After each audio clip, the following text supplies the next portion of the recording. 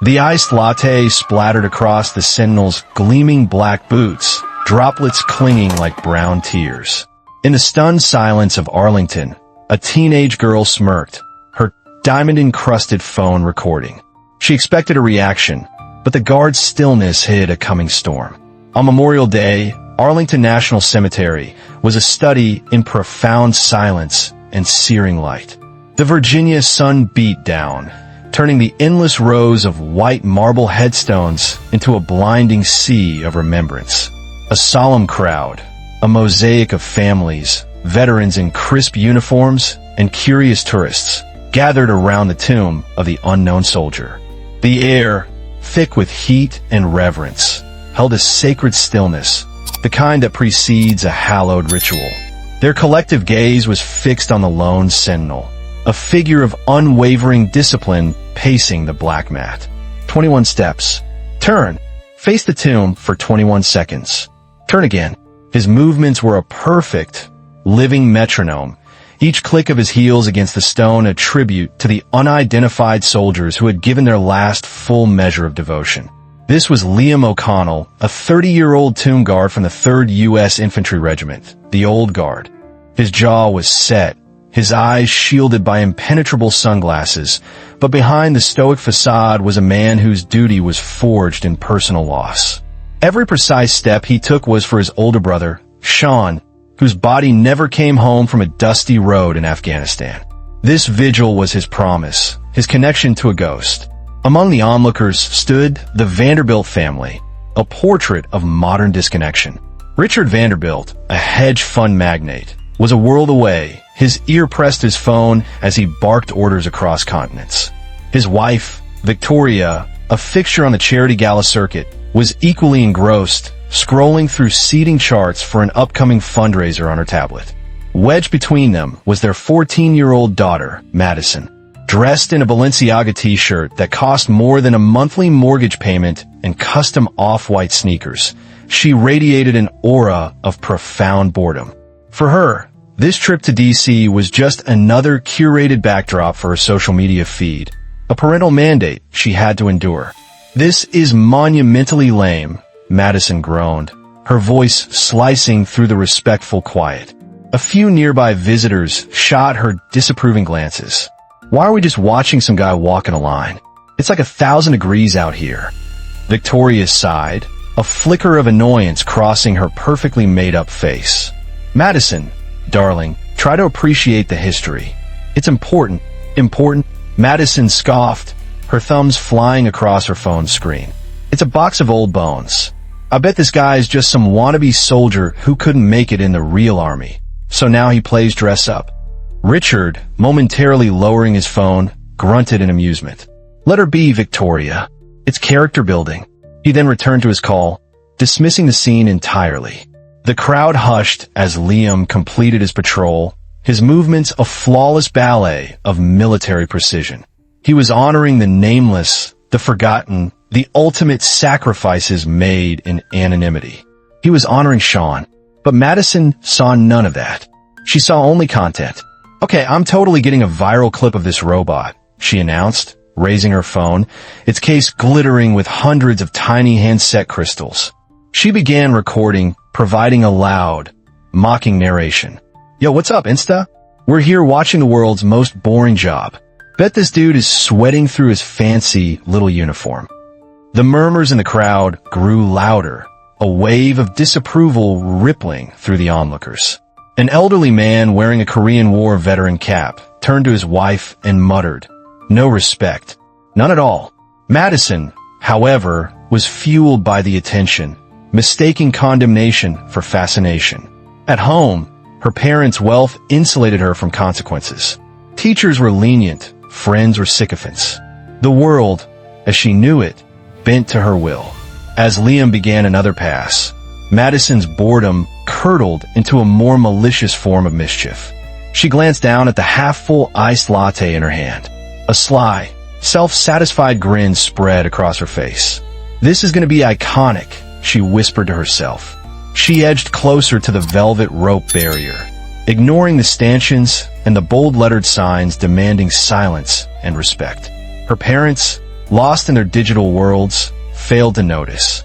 With a casual, almost dismissive flick of her wrist, Madison tossed the cup. It sailed through the air in a lazy arc, landing on the mat just inches from Liam's path. The plastic cup bounced, and a wave of milky brown liquid splashed across his immaculately polished black boots. A collective gasp sucked the air from the plaza. The sacred silence was shattered. The cold, sticky latte dripped down Liam's boots, a flagrant stain on a symbol of perfection. For a split second, the image of his brother's dusty, worn-out combat boots flashed in his mind. He didn't flinch. His posture remained ramrod straight, his pace unbroken. But beneath the surface, a cold fury began to burn. Years of training, of conditioning his body and mind to ignore any and all distractions, held him in check. He had faced down insurgents in crowded markets and held his nerve during rocket attacks. He could handle a spoiled teenager. But this was different. This wasn't an act of war. It was an act of desecration. Madison, emboldened by his lack of an immediate reaction, let out a triumphant laugh. The crowd shock was the validation she craved. "Oh my God, he didn't even move," she exclaimed to her phone's camera. "This guy's an actual statue. Hashtag Tomb Guard Challenge." She zoomed in on Liam's soiled boots. "Look at the mess I made. This is going so viral." The murmurs in the crowd now turned to open hostility. "Someone get that girl out of here," a woman whispered fiercely, pulling her young son closer. A group of Marines in their dress blues stood nearby, their jaws tight with anger. Richard finally looked up from his phone, his expression one of irritation rather than concern. "Madison, what did you do? Get back here now." "Chill, Dad," she retorted, waving him off dismissively. "I'm just having some fun. It's not a big deal. These guys are basically public servants, right? They work for us." The words, laced with an astonishing level of entitlement, hung in the hot, heavy air. Behind his sunglasses, Liam's eyes narrowed, locking onto Madison for a fraction of a second. The tomb of the unknown soldier was not just a monument. It was a shrine. It was the final resting place for heroes who had given their names, their futures, their very identities for the country. And this girl was treating it like a prop in her vapid social media drama. Undeterred, Madison saw her chance for the ultimate clip. "Time for the money shot," she declared, ducking under the velvet rope. A wave of shouts and protests erupted from the crowd. "Hey, you can't do that." Security, phones that had been recording the ceremony, now turned to capture this new, appalling spectacle. Madison strutted confidently toward Liam, holding her glittering phone high, angling for a selfie with the stoic guard.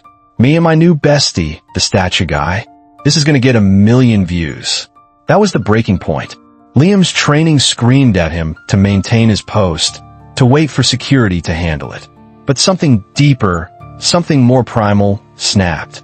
This wasn't about him anymore. It was about Sean. It was about every name etched into the memorial walls, every folded flag handed to a grieving family. In a single, fluid motion that was shockingly fast, Liam broke his 21-step count. He took 2 long strides forward, closed the distance between them, and snatched the phone from Madison's outstretched hand. The crowd fell silent. Madison's jaw dropped, her eyes wide with disbelief. Before she could utter a word, Liam dropped the phone onto the stone plaza. The crack of the screen, shattering, echoed like a gunshot in the profound silence. You broke my phone," Madison shrieked, her voice cracking with hysteria. "That was a custom iPhone. It's worth $3,000. You're gonna pay for that." Liam turned without a word and resumed his post, his face an unreadable mask of discipline, his posture perfect. But the atmosphere had irrevocably changed. The sacred space had been violated, and now it had struck back. Security guards, led by the formidable security chief Agent Diaz, were already pushing their way through the stunned crowd. The Vanderbilt family was escorted to a sterile, air-conditioned security office tucked away from the public eye. The walls were adorned with historical photographs of Arlington, solemn processions, presidential visits, grieving families. The images of dignity and sacrifice stood in stark contrast to the scene unfolding within the room. Richard Vanderbilt was pacing like a caged tiger, red-faced, and shouting into his phone at his lawyer. Victoria was dabbing at her eyes with a silk handkerchief, while Madison sat slumped in a chair, staring at the shattered remains of her phone as if it were a fallen comrade. The door opened, and Colonel Jackson entered. He was a tall, imposing African-American man in his late 50s, his uniform decorated with ribbons that spoke of a long and distinguished career in combat zones. His presence immediately silenced Richard's tirade. He moved with an air of quiet authority that money couldn't buy and influence couldn't challenge. Agent Diaz stood beside him, her arms crossed, her expression unyielding. "Mr. Vanderbilt," Colonel Jackson began, his voice calm but laced with steel. "Your daughter has committed a federal offense. She assaulted a U.S. soldier on active duty and desecrated a national monument." Richard, accustomed to being the most powerful man in any room, immediately went on the offensive. "Now hold on, Colonel. Let's not blow this out of proportion. She's a child. That soldier of yours had no right to touch her or her property. I want him arrested." Colonel Jackson's gaze was unwavering. The Sentinel acted to prevent a further breach of a restricted and sacred area. "Your daughter's actions were a calculated provocation. This is not a playground." Richard scoffed, pulling out his wallet. "Look, I'm sure we can resolve this amicably. I'm prepared to make a substantial donation to the cemetery. A new visitor's wing, perhaps? Name your price, Colonel. Let's make this go away." A flicker of profound disappointment crossed the Colonel's face. "Mr. Vanderbilt," he said, his voice dropping to a near whisper that was more intimidating than any shout. "You don't seem to understand. The ground your daughter defiled is priceless. It was paid for with the lives of this nation's sons and daughters. It is not for sale. Your checkbook has no power here." Victoria finally spoke, her voice trembling. "He's right, Richard, but she's only 14. She didn't understand the gravity of what she was doing. She's just a little girl. Her age does not grant her immunity from decency." Agent Diaz interjected, her tone sharp. "And from your reactions, I'm beginning to see where she learned to believe it does." The weight of the situation was finally beginning to dawn on Madison. Her phone was gone. The world was watching, and for the first time in her life, she was the villain of the story, not the star. She felt a terrifying, unfamiliar sensation, shame. Colonel Jackson stood tall. "This is not about punishment, Mrs. Vanderbilt. It's about understanding. Before we proceed with formal charges that could follow your daughter for the rest of her life, I'm bringing in a specialist to evaluate her. We need to determine if she is capable of comprehending the magnitude of her disrespect. Until that evaluation is complete, your family is not leaving Arlington." An hour later, Dr. Anya Sharma arrived. She was a woman in her late 30s with kind, intelligent eyes and a calm demeanor that could disarm the most defiant teenager. As a clinical psychologist specializing in adolescent behavior, she had encountered many children of privilege like Madison, insulated, entitled, and starved for authentic connection in a world of curated perfection. She sat with Madison in a quiet interview room, a notepad resting untouched on her lap. "Madison," she began, her voice gentle but firm, "I'm not here to judge you. I'm here to understand. Can you tell me, in your own words, why you did what you did today?" Madison, defaulting to her usual armor of arrogance, shrugged. "I was bored. It was hot. That guard was just walking back and forth like a wind-up toy. I thought it would be funny to get a reaction." "A reaction," Dr. Sharma repeated softly. "You threw your drink at a soldier. You crossed a barrier. You tried to take a selfie. What kind of reaction were you hoping for?" "I don't know," Madison mumbled, avoiding her gaze. "Maybe for him to yell or mess up his walk. Something to make it less boring." "Do you know what that tomb represents?" Dr. Sharma asked. "Some soldiers who died a long time ago, I guess." "They were soldiers who died without their names being known," Dr. Sharma clarified. "They gave up everything, including their identity, for their country." The guard, Liam, isn't just walking back and forth. He is standing watch over their memory. He is honoring their sacrifice. And you treated that honor, that sacrifice, like a joke.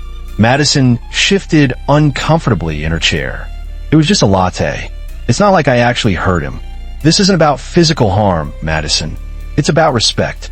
You treat it a sacred space like your personal film set. How do you imagine Sentinel O'Connell felt in that moment? I don't know, Madison whispered. He didn't do anything.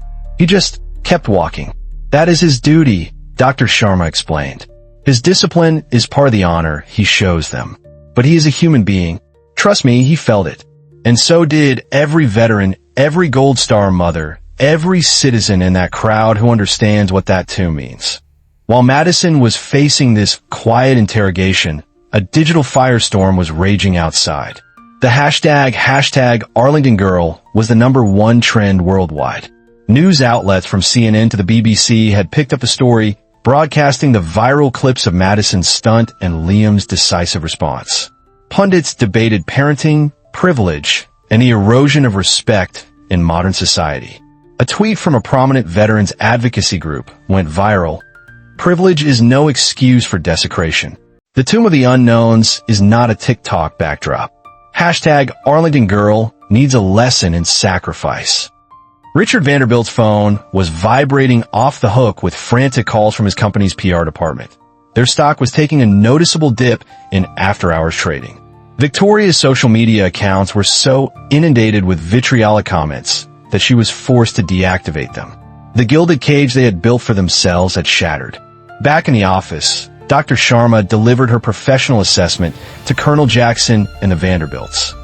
Madison is suffering from a profound lack of empathy.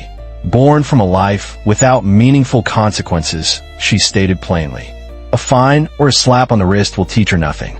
She needs a paradigm shift. I am recommending a 4-week mandatory community service program. Here, at Arlington, she will work with the grounds crew, she will clean the headstones, and she will meet the people whose families are buried here. It's this, or we proceed with juvenile court. Richard turned pale. You can't be serious. Our family is scheduled to be in Monaco for the Grand Prix next week. Colonel Jackson's expression was resolute. Mr. Vanderbilt, your vacation plans are no longer a priority. Your daughter's education is. The program starts tomorrow at 0600 hours. Madison's new reality began before dawn. The designer clothes were replaced with simple work jeans and a plain t-shirt. The scent of expensive perfume was replaced by the smell of fresh-cut grass and damp earth. Her first week was a blur of misery. She swept pathways, pulled weeds until her hands were raw, and polished headstones under the relentless Virginia sun. She complained bitterly, but the grounds crew, a team of grizzled veterans, paid her no mind. They had survived real hardships, and a spoiled teenager's whining was nothing more than background noise. They didn't care about her father's money or her mother's social standing. They cared about the straightness of a line of headstones and the honor of the ground they tended. One sweltering afternoon, Dr. Sharma took Madison away from her work to meet someone. They entered a small, quiet building where an elderly Asian man sat waiting for them. He introduced himself as Mr. Samuel Chun, a veteran of the Korean War. His voice was soft, but his eyes held a lifetime of memories. He spoke of a chosen reservoir, of a winter so cold that weapons froze and men died in their sleep. I was a boy then, Mr. Chun said, his gaze distant. Younger than you. My best friend, Danny, he was from Ohio. He loved baseball. He died right beside me. We couldn't even bury him. The ground was frozen solid. He looked directly at Madison, his eyes piercing. There are boys like Danny buried all over this cemetery. Some of them we never found. They're the unknowns. When that guard walks his post, he walks for my Danny. He walks for all of them. Madison sat in stunned silence. His story wasn't like the action movies she watched. It was real, brutal, and filled with a sorrow so profound it felt like a physical weight. For the first time, she began to connect the pristine white stones with the flesh and blood boys who had been robbed of their futures. The shame she had felt in the security office returned, deeper and more painful this time. It was the beginning of empathy. The following weeks were different. The complaints stopped. She began to work with a quiet determination, her movements becoming more careful, more respectful. She learned the names on the stones she cleaned, sometimes looking them up later, reading about young men who died at Normandy, in Vietnam, in Fallujah. They were no longer just names. They were stories. During the third week, she stood at the back of the crowd and watched the changing of the guard ceremony. She saw Liam O'Connell, his uniform perfect, his movements precise. But this time, she didn't see a robot or a statue. She saw a guardian. She saw a man carrying the immense weight of a nation's gratitude and grief on his shoulders. She saw the pride in his posture, the honor in his steps, the silent promise he made with every 21-second pause. The tomb was no longer just a monument to her. It was a covenant, a sacred promise to never, ever forget. As the ceremony concluded, she felt tears welling in her eyes, not of self-pity, but of a humbling, overwhelming sense of awe. Her world had been small, centered on herself. Now, she was beginning to see the vast, interconnected world of sacrifice and duty that lay just beyond her privileged bubble. On the final day of her community service, Madison was summoned back to the security office. Colonel Jackson and Dr. Sharma were there, as was Liam O'Connell, now dressed in civilian clothes. He looked different without the uniform, younger and more approachable, but his military bearing was still unmistakable. Madison's heart pounded in her chest as she faced the man she had so publicly humiliated. She took a deep breath, her voice steady and clear, stripped of its former arrogance. "Sentinel O'Connell," she began, using his proper title. "I am so sorry. What I did was inexcusable. I was arrogant and ignorant and cruel. I didn't understand what you do or what this place means. I treated you and this sacred ground like a joke, and that was wrong. I have no excuse." Liam studied her for a long moment, his expression unreadable. Then he gave a slow, deliberate nod. "Why did you do it, Madison?" "Because I wanted attention," she admitted, the truth tasting bitter. "I thought making fun of you would make me look cool online. I never once thought about you as a person. I never thought about the soldiers you're honoring." She looked down at her hands. "I've been talking to some of the veterans here, learning what they went through. I get it now." Liam's expression softened slightly. "My brother, Sean, was killed in action," he said, his voice quiet. "He was my hero. I guard the tomb for him, for all the brothers and sisters who didn't come home. When you threw that latte, you weren't just disrespecting me. You were disrespecting his memory, and the memory of thousands like him." Tears streamed down Madison's face now, silent and unashamed. "I know," she whispered. "I can't take it back, but I want to spend my life making it right." "You're already starting," Liam said, his voice gentle. "Admitting you were wrong, truly wrong, takes a kind of courage. Keep listening to those stories. Keep learning. That's how you truly honor them." He extended his hand. Madison took it, her grip firm. It was a handshake that bridged a chasm of misunderstanding and disrespect. The story of the hashtag Arlington Girl didn't end with shame. It became a story of redemption. Madison, with the help of her now humbled parents, started a non-profit project called Voices of Valor.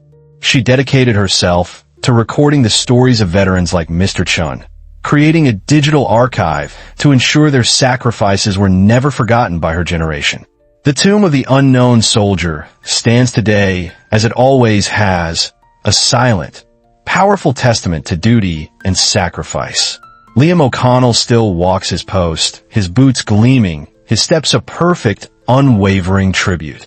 The cracked phone was never replaced, but what Madison found in its place, humility, purpose, and a profound respect for something larger than herself, was infinitely more valuable. What does honor mean to you in today's world? Share your thoughts in the comments below. Please comment with respect. And if you believe these stories of sacrifice need to be told, subscribe to our channel and click the notification bell so you never miss a video.